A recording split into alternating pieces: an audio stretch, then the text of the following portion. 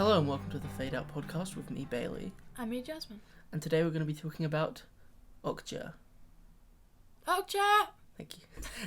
Did you want me to do this is that? like I wanted you to do. You actually picked up on that somehow. I don't know, it was just felt... This is the new Netflix original film. oh god, last time we said that it was Sandy Wexler. Oh, that's true. Yeah. But bring back Bloody bad hell. memories. Yeah, gosh, come full circle. This is the last episode now. Yeah. So this is the new Netflix original film directed by Bong Joon-Ho. He's a South Korean director. He's directed a few movies before, including one in English, Snowpiercer, that came out a couple years ago. And this new one is written by him and co-written with non-fiction author John Ronson, yes, who we both like. And it's the story of a little girl called Mija and her pig Okja! called Okja. You'll understand that later on. And they are genetic, and Okja's like this genetic pig She's kind of like a... Yeah. made to have a lot of meat, basically. Basically. And efficient meat production. Yeah. And after 10 years of her looking after the pig, the corporation Miranda Corporation, that's the name. Yeah, the Miranda Corporation. That created them, comes to take her back, and obviously Mija feels connected to Okja, and so chases her and tries to catch her back. Yeah. That's basically the plot. So, Jasmine, what did you think of... Okja! Yeah. No.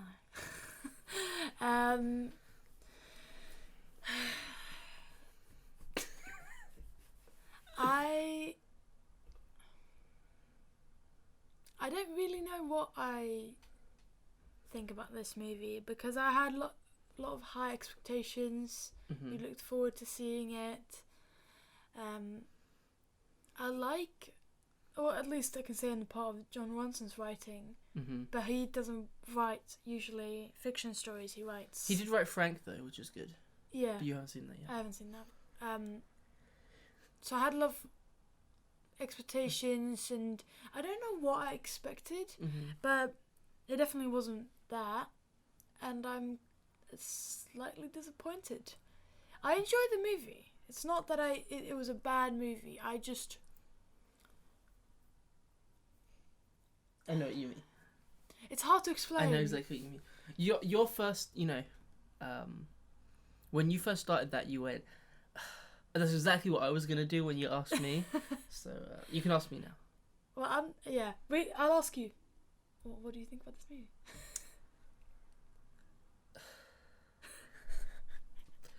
Yeah, it's strange. I would call it somewhat misjudged. It's just the whole review. It's not terrible.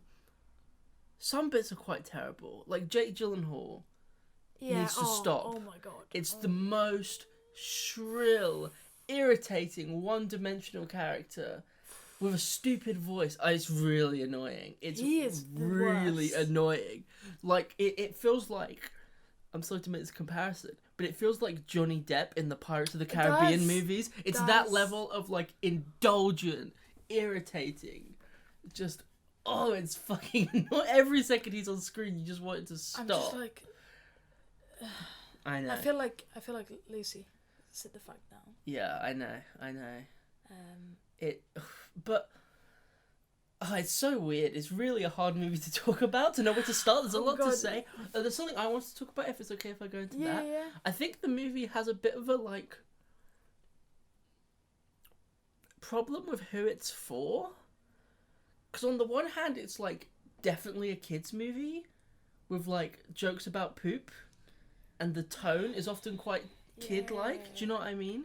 Yeah. But then it's like... It feels kind of like that kind of... It feels like a kids' movie. Yeah. With the evil corporation and the good girl. I see what you mean, yeah. And just the tone it's is, like, weird. quite like that. But then they say fuck all the time. And all the there's time. loads of, like... Not human violence. There's a lot of violence. There's 2 concentrated scenes of violence. But that's okay. That works. But not for a kid. Like, no, those they last could have been scenes. toned down. But at the same time, I totally get why they're there. to show like the cruelty of the industry, you know. But they wouldn't have done that if it was solely a kids movie. No. In the same way. I think that's probably why they didn't make it a kids movie. Yeah. But other than that, it because feels really a lot like it. Mm. And the swearing then just feels a bit weird.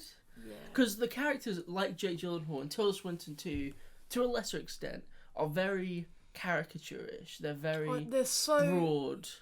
That's one of the things I wanted to talk about. Jake Gyllenhaal, I almost forgot about him until you mentioned him. Lucky you. And Tilda Swinton, I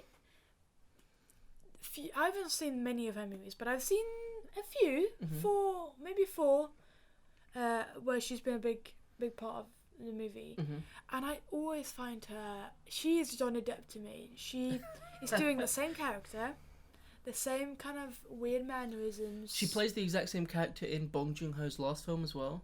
Which one was that? Snowpiercer. She plays like the same character. Yeah, it's almost identical. I feel like she is the female Johnny Depp. Ouch. She started to be that. Yeah. With the very, very one-dimensional. Like I can see Tilda Swinton, and I don't see Lucy and Nancy as her. Yeah, these are the sort of figureheads of the Miranda Corporation. So they are like the son of a really bad big businessman, and they're now taking over the Miranda Corporation. Yeah. She's just. It's hard to believe that she is a person. Of course, yeah, absolutely. She's just Tilda Swinton. It's a cartoon being character. Weird. Yeah, and it is very cartoonish in the way that she's just all the mannerisms she does and the way she speaks and the over emotional and it feels just like bad. Cruella de Vil. Yeah. Do you know what I mean? Like it legit feels like a Disney villain from like mid Disney period. So she really there's one movie we've watched with her, A Bigger Splash. Oh yeah. But she wasn't as so heightened in the way she acts. She couldn't talk, so she couldn't talk so well. Maybe that was the she was good in that movie. She's really I really enjoyed that movie with her in terms of her performance.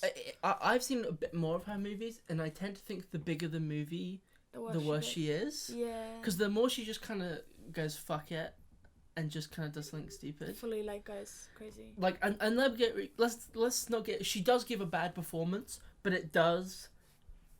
It kind of is muted by the fact that it's next to Jake Gyllenhaal sometimes, who is just 110% at every second. Like he jumps around, flicks of his whole body. I mean, it's really silly. I think that I found with him, and what I think they did, maybe it was intentional, but maybe not. Is the way that when you look at him, I can't focus on his face.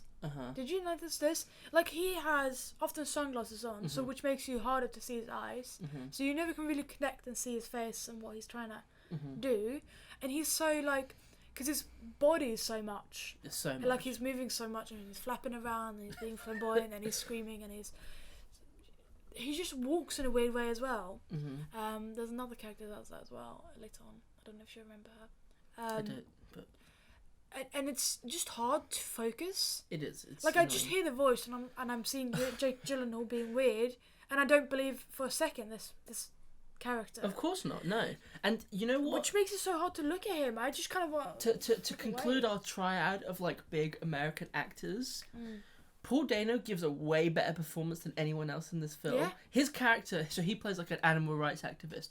His character is like subtle and has like complications to him about how he feels about violence. Well, he always is that like that. He is always done those performances. But both of those actors are also like Tilda Swinton and Jake Gyllenhaal, both done really good movies. But Paul Dano actually brings something to it, and he doesn't ham it up. Yeah, and he could really easy. The acting it is so already weird. Quite hammed up in terms of the character, but that makes sense because it is a hype. But he doesn't play it hammy. No, he plays it quite well. At least I thought he played it well. Yeah, I really like him. I think he's a really good actor. I think he's very talented. But yeah, there's this other girl that does the same weird walking crazy voice. It's the secretary.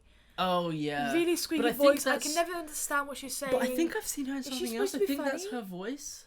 I think she's like Friends or something. I don't know. It's a bit. I recognise her voice. I think that is her normal voice. But it's it's an annoying character. She's so annoying. She's supposed to be funny, right? I think so, but it's not. But she's not funny. It would be funny if you're a kid. That's what I feel like. Yeah. It's a weird movie. Like there are. I don't know. I don't even know really. And Another thing that I found when I started watching it is that I had a hard time believing these. What were they called? Okja, the super pig. I agree. The pigs are so hard to believe that they are actually there. It is. It gets easier later on because you kind of just get used to how it looks. Yeah. But when they, at least in the beginning, every time Okja is in the picture with Mija in the beginning, in South Korea, I think. Yeah. And they're in the woods. I just see Mija, and then I see a blank space where they've put CGI. Is it CGI or some CGI. kind of CGI creature, and it's just hard to believe that it's. She's supposed to look anything. I was actually really curious how you felt about that because that did bother me at the start of the movie. I'm just like, it did get better and easier later on because you're into story. You're into the story. You don't care. It doesn't. And in the later scenes, she is in dark. Yeah. Which is much easier to hide bad CGI in. And when they do close up, do you remember when Jake Gyllenhaal first meets Okja? Yeah. And he touches her. Yeah. And it just looks like he's not touching anything. Weird. Yeah, it just doesn't look fun. It just doesn't look good. I don't know, I've not seen a CGI animal movie that really works, unless obviously it's like a full CGI animated movie, like a Pixar or something. But yeah, I just felt like it just wasn't quite there. It just didn't quite have... It's so subtle, right? It's all about like that uncanny valley shit, like if it's just subtly wrong, your brain notices. The way it doesn't I feel can't tell heavy. you. Yeah, that's the closest thing I can come. It just doesn't feel heavy. The weight doesn't feel right. Yeah. Just something about it. It's really subtle, though. Would you agree? Yeah. Like you can't quite put your finger on it, but it just doesn't work. I mean, it's a interesting design of a creature. It looks like a real animal. It does. I like that they didn't beautify it. It's not that cute. It's kind of just like a giant ugly pig. And everybody talks about how these pigs. Everybody's so excited to see these super pigs after these 10 years, or whatever. And I'm surprised that they. Because everybody thinks it's so amazing, and then it kind of just looks like a weird hippopotamus. It looks like a hippopotamus, And it's just like, yay! And it looks like a small elephant / hippopotamus / pig. Yeah. Which I'm happy that they did, because it looks more real and makes more sense. Oh my god, this movie. Let's just finish off the actors real quick before we move on. Yeah, okay. I think the kid who plays Mija, I don't know her name, I'm sorry, I'm not very good at it. I'm sorry. She's pretty good. Yeah. She's probably the best performance in it.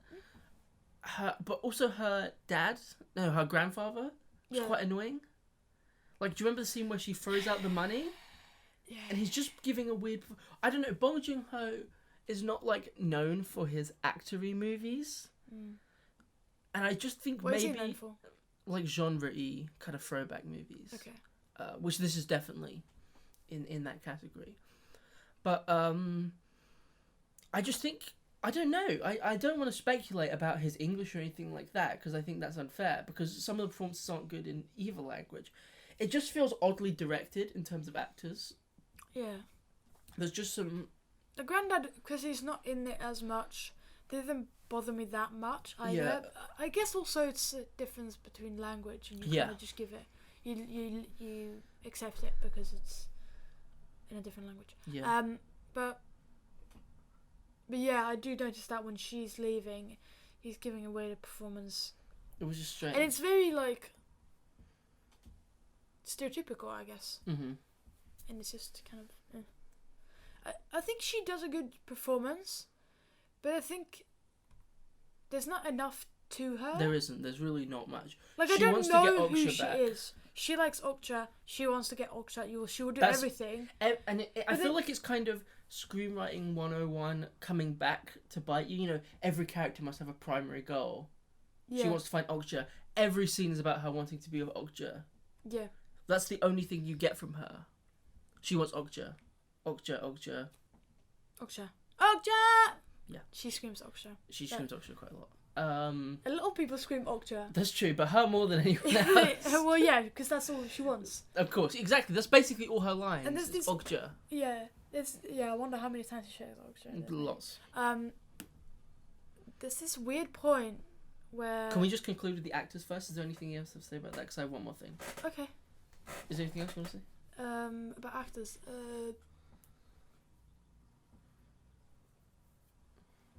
Yeah, Nancy, which is the sister of Lucy Miranda. Oh, this is so indulgent, yeah.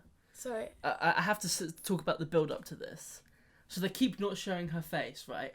They're building up to this character all throughout the movie, and it's Tilda Swinton in two places at once. And it's like, oh, this is not funny or clever anymore. It would have been funnier if it was a person that looks very different. I was hoping it would be Hillary Clinton. That's what Hillary Clinton. I mean, there's a pipe that'd dream, be too but funny. it would be better. But yeah, it was That just would like be surprising. such a build up to something that's so indulgent and I wanted her to irritating. look ugly. Like I wanted her so Lucy Miranda is supposed to look really beautiful and be the nice one of the twins. And then there's Nancy, it's really mean, scares people. She doesn't look scary.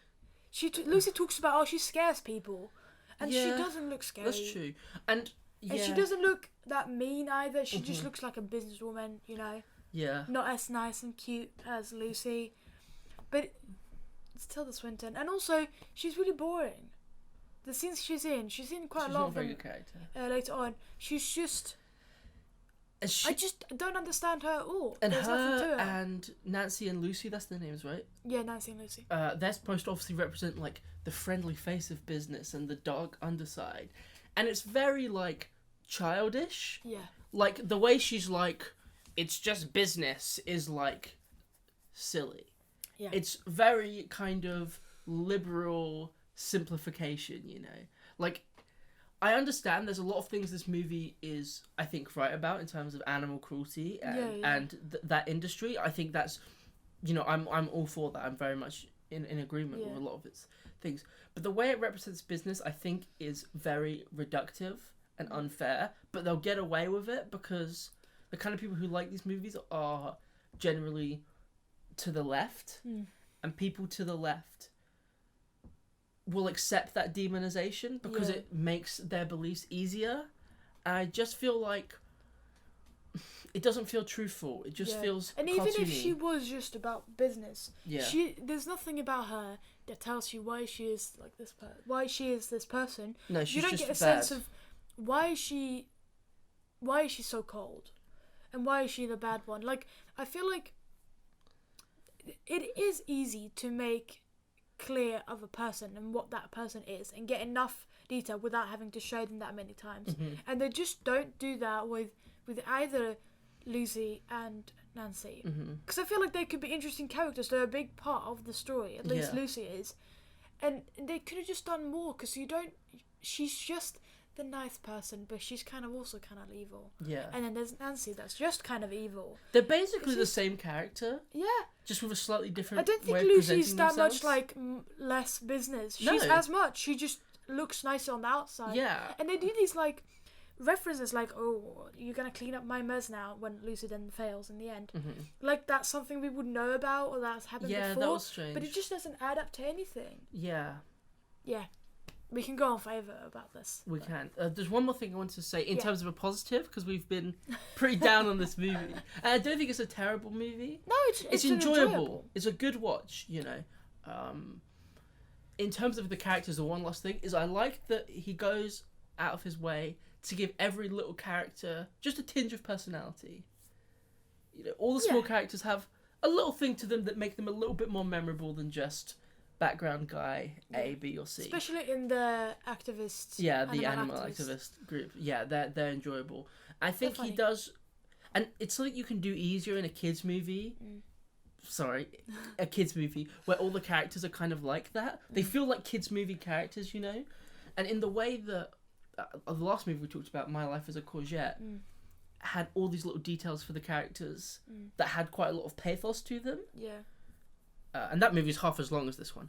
These have little details to them which are kind of amusing, you know. Yeah. And it's not brilliant, but for what would be a kids movie, I think it was kind of fun enough. Yeah. Some of the things that I did like. Yeah. One of my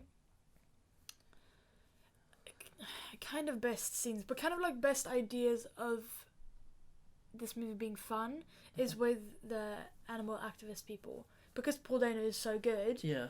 And you understand this group of people is when kind of all the scenes with them when they're as a whole they're funny, they're quippy, but you understand it because you can be kind of quippy with people that you know, and obviously they've lived together or worked together for a long time, and they are interesting to watch because you feel like they actually do care for each other. Yeah, and they know who each other are. Yeah, because there's parts where they get chased by these other policemen, and you do care for them when one of them gets captured or anything like that. And the scene where one of the men kind of betrays them and Paul Dano kicks him. You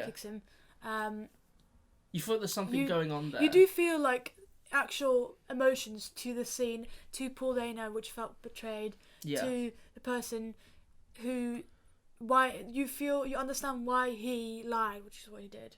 And I just wish there was a little bit more of that, really. Yeah, and that chase scene in the middle of the movie is really fun. That's like the best part of the movie. Yeah. Oh, it's so funny when they come in. The first scene you see them with. Yeah, with the umbrellas and stuff. Oh, no. So there's a part where... Oh, in the car... Yeah, I know. It's a car scene chase. It's quite a long chase. So it starts with Okja in the back of a truck, and then the animal activist in another truck. Then kind of goes through a mall, goes back into trucks. Yeah. It's a very long... really enjoyable chase scene, like a really, really fun chase scene. And there's a funny character, one of the truck drivers that's on the mean side, not the activists. Yeah. He's just kind of funny because he's just like a teenager who doesn't really give a fuck. He's just kind of doing whatever. I enjoyed him. And his commitment is like out the window as soon as anything vaguely bad happens.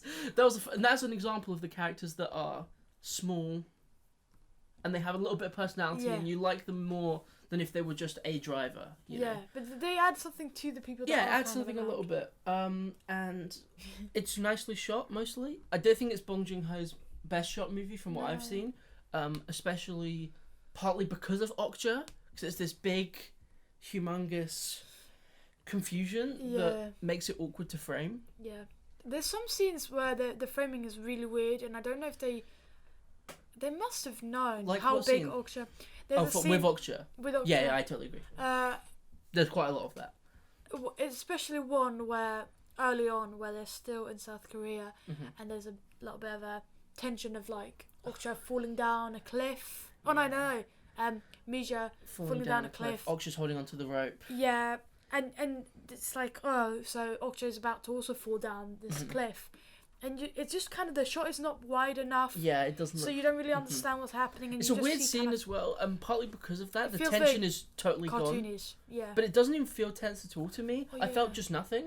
Yeah. I was watching it, I was just like... she was not going to die, so it kind of felt... But you can know people aren't going to die in movies and still feel excited. Yeah. I just felt nothing. It was really... I think partly because of that weird framing. And yeah, it really did feel like they didn't really know what this was going to be like. Why did they put that in there? I just didn't feel like... scene? Yeah. To show Okja's a good creature. But that was kind of already... Yeah, but they had to make it... It's a kid's movie, you know, but it's not. Is Okja a man? Or... No, Okja's a woman. They say he's a woman. Yeah, because she has the single nipple. Yeah, and she also gets impregnated. Oh, let's not talk about that. Oh. Move away from that. Another thing that I want to talk about is Okja's, or the idea of these super pigs. How much are they animals and how much do they understand as a human in human values? Yeah. Because that is one thing that I found a little bit vague, back and forth, and it's just kind of whatever suits the situation. Because you get a sense that Okja kind of is like a dog, kind of can understand what Mija wants and where she's going and the emotion of the scene. And a normal pig wouldn't do that. But she can still be dragged around by the other people kind of fairly willingly. Yeah, it's just kind of like... I agree. It's very vague. That makes me feel like it's more of a kids' movie, again, because it's very animals still having very human feelings. And it makes you, like, care for them more, obviously, you know. Yeah. In a cynical sense, that's what that is. But it just doesn't feel right. I agree. It's very... It's ill-defined. Yeah, there's just so many kind of small missteps with this movie. And just misjudgments, I feel like. Yeah. It's just... I think, in terms of what it gets right, we'll talk around this because I don't want to spoil it. I think the ending of the film is pretty effective. She goes to a meat factory. Yep. And it is as kind of macabre as expected. Yeah. And really does get the point across that, you know, the central message of the film, that meat is cruel, you know. Yeah. I guess that's not the central message. It's kind of more about capitalism in a sense. But one of the big points of the movie, meat is bad, which is a fine message that I am, you know, definitely in agreement with. Definitely. And that's a very effective, grim scene. But I do find it quite easy. The thing that usually happens in this movie is that when somebody's trying to break in somewhere, nobody catches them for some reason. And they kind of try and... there's a word for it, but I can't remember what it is. Where they kind of try and take notice of it to pretend it's not happening. Yeah. Like, there's a part where she sees Okja on the other side of a fence. And I said to Jasmin, climb over. Yeah. And she walks around. There's a door open on the other side of the... Like, literally 5 feet away from her. And it was like, what the fuck? It doesn't even make sense. It's always like this is about breaking in or Kids breaking movie, out. right? Kids movie. Yeah, it's just like, well, that makes zero no sense. No, and it like, doesn't make sense. Especially considering the situation with Okja Yeah. has been really extreme up to this point. And they talk about it when Nancy comes in that last scene. How did this kid get in That's here what I mean. again? They try and bring it up, like to reduce the fact that it just keeps happening. Like, but there's so many people there. Yeah. In this factory, how does nobody get She's a hold literally of her? in the factory, and they have no security. Yeah, it's and I feel like it's very in that last end, very tropey because like the tension is rising and yeah, definitely the stakes go to maximum possible stakes, and it's always like last second, you know. Of course, I would love. I don't want to spoil it, so I don't want to say what happens in the absolute end. I just wish that sometimes, I guess it's because of kids' movie, but sometimes when there's something about somebody being close to being too late to a situation, that they actually are too late. I know. And you have to deal with, you didn't get there just before something bad happens. You get there when she's, you know, when something is already passed and yes, you ran through this factory, but you didn't get there in time. Yeah. Just let that happen sometimes. Yeah, but they couldn't because it's kind of a kids' movie. It's really weird. Oh, yeah. Like, this is the biggest misjudgment to me, is that it feels like a kids' movie. It plays it very broad, but is rated 15 in the UK. Yeah. I don't know. And I understand they wanted to have those scenes of violence, and I think that's fine. But that's not the only time where it doesn't work being a kids' movie. Yeah. I don't know. It's a really odd one. And we could go on forever, and we kind of already have. This is definitely going to be this is already longer than any other episode. Oh, God. We haven't even talked about our Mubi movie. So do you have anything else to say? I'm open to continue. But do you have any final thoughts?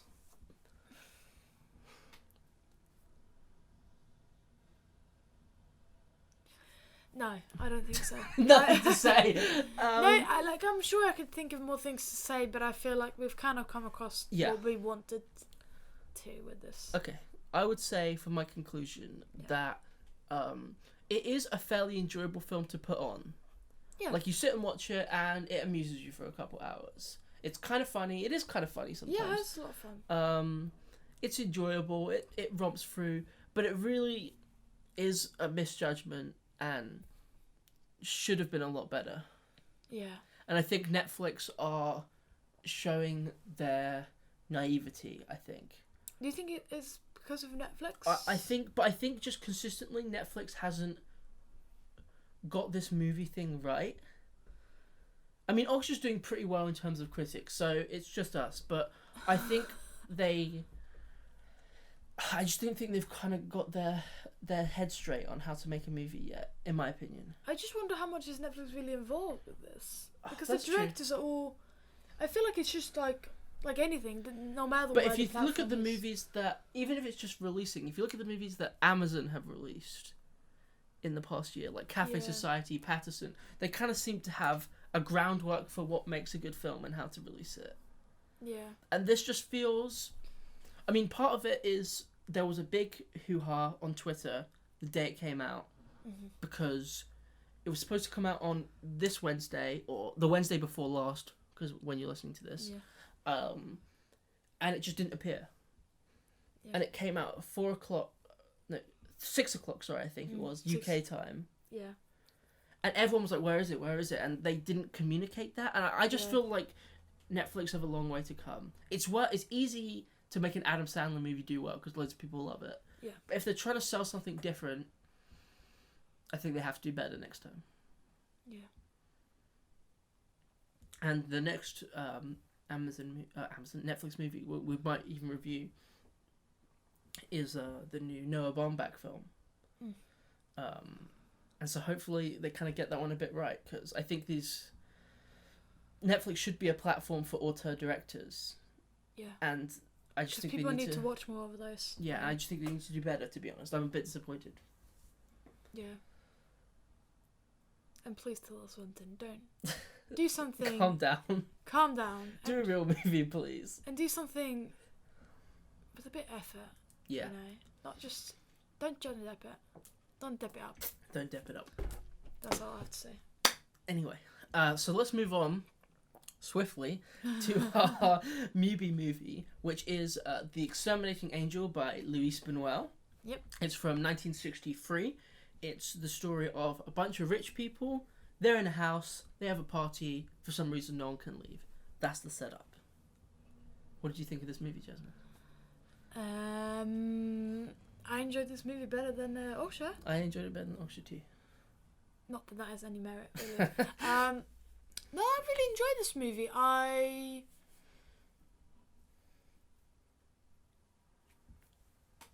don't know really what to say. I feel kind of... Yeah, let me go off. Is that okay? Because I have something. I think it's a good movie in a lot of ways. You know, Luis Buñuel has some fun points to make about bourgeois society, like he always does. You know? All his movies are a little bit the same, if we're being honest. What other movies have you watched by him? L'Âge d'Or, even though it's much more surreal, it's still kind of the same thing. I've seen The Discreet Charm of the Bourgeoisie, kind of the same. And Viridiana, it's about poor people, but it's still basically the same in the second half. And he doesn't have a knack for characters, to be honest. And there's like 20 characters, all in one room, all at the same time. There's only one or two of them that I can actually remember which ones they were, because they all look the same to me. There was the doctor and the guy whose house it was. Yeah, doctor. Those are the people I know. Oh, no. So there's these two sister and brother people that are kind of like the evil people. And that's all. And you kind of get more scenes with them than you get individually with everybody else. I think on one level the film's very impressive in terms of like management. How do you... Like there's 20 people. There's like 20 people in a very small space, all moving around at the same time. And he really keeps a hold of that, which not many directors would be able to do. That's really hard. That is really hard. I think... So if you like a Luis Buñuel movie, you'll enjoy it. I don't think it's his best film. No. I did enjoy it. I haven't it's seen enjoyable. any of that many of his other ones. Yeah. So I didn't You've remember only seen the early surreal ones. Yeah. But you'll see the others and they follow a similar pattern. I think there is a few problems that pull it down, which is I think it gets a little bit overly caught up in the premise, where there's a lot of scenes about there's people from the outside looking in, and I felt that was unnecessary. Yeah. Let's talk about what do you think that this invisible wall that they have in front of them mean? Because I wanted to talk about that because I don't really know. It's obviously trying to be a metaphor for something, right? I think I think the point is more like with the title, The Exterminating Angel, it's kind of like a thing from God to like show these people what they really are, their bad sides, I think. Oh, okay. That's how I saw it. But I think kind of the point of the movie is just to set up this premise and just say, okay, that's what's happening, deal with it, here's the story. But instead they spend an awful lot of time like, oh, we can't get in, but why can't we walk out? And it just kind of, it makes it a little bit stagey. It makes it feel a little bit unreal to me. And also how they resolve it in the end. Yeah, let's all stand. And it was like, what? How did she come to that in conclusion? Like, it would have been way better if they just didn't solve it and all died. Yeah. That would have been way Or somebody could come out from outside. Yeah. That's the problem, could right? Walk into this premise. It's an enjoyable movie, good points, fun. It's a much more clever satire than Okja was. Yeah. But it just gets bogged down with that premise too much. Yeah. They should have just put their cards on the table and went with it. Yeah. And said, that's the premise, fuck you, deal with it. Because the best way to deal with weird premises, right? Yeah. Just drop it in and you just have to deal with it. That's your problem. And they just point back to it, I felt like, and that removed from what is a solid movie. Yeah. I think they still dealt with the idea of an invisible wall kind of good. Yeah. Because it was kind of like not too cartoony in the way that they were like trying to push up against this, or that they tried to break through it. You know, it was simple as it was the end of it. It was a kind of a, I don't know what you would call it, kind of a door frame into the bigger living room or the dining room, and they were kind of in their coffee lounge area. Yeah, whatever. And the idea was they could literally not walk. Yeah, they couldn't do it in their mind. And what happened was, in the beginning, when you didn't know that was what was happening. Yeah. People just got headaches and felt bad when they were trying to leave. It does set that up really well. Yeah. The way it subtly builds up to it is really nice. And then when people try to leave, they just will stop right in front. It's not like there is a glass wall and you can see them pushing up against it. It could be much worse. No, I think it's done well, but I just think they go on about it a bit too much for its own good. Yeah. Do you know what I mean? And I think there's a good scene when you first see that from the outside, when people start investigating like why are these people still here and nobody came home. And from the outside they can't even walk into the kind of driveway. Yeah.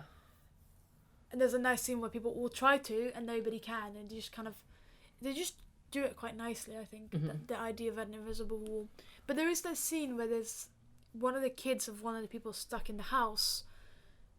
Can sort of walk up to it. This kid can walk through the wall and walk through. It just makes you think of why, and that shouldn't be the point. The point isn't really what's the mechanics of this. Yeah. And that's what I mean. They just go on a bit. And it just doesn't make any sense, because then obviously this kid freaks out because he's like, oh, I don't want to go in alone, and he runs back, and it's like, no, we're not doing this. Yeah. Which I feel like, why wouldn't the people outside there, trying so damn hard to get these people out of here, force this kid to do it? I don't know, like, yeah, the person, there was a carer taking care of the kids because both the parents were in the house. But they were like, no, we're leaving now. Okay. It just the only hope of getting these people out, they just walked away. Yeah. It's like, what? Bye. Alright, I guess not. Yeah, so I think that's a nice summary of the movie. Yeah. Definitely check it out. It's available on Mubi right now. Also, Okja is a Netflix original. So is on Netflix. So watch it if you feel like. Yeah. Thank you very much for listening, and we'll see you next time. Thank you. Bye-bye. Bye-bye.